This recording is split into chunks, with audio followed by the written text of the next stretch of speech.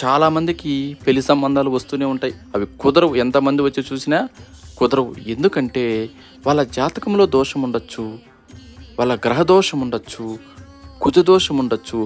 ఏదైనా సరే చక్కటి పరిష్కార మార్గం మీకు చెప్తాను. మీకు వెంటనే పెళ్లి సంబంధాలు కుదురుతాయి.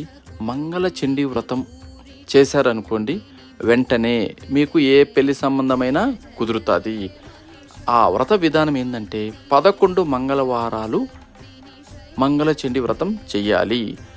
ఒక మంచి మంగళవారం రోజున స్టార్ట్ చేయండి. మంగళవారం రోజున మంగళ చండీ స్తోత్రం ఒకే చోట కూర్చొని 11 సార్లు చదివి 5 నెయ్యి దీపాలు పళ్ళెంలో పెట్టుకొని పూజ చేయాలి. అప్పుడు మీరు అనుకున్న సంబంధం ఏదొచ్చినా కూడా కుదురుతుంది.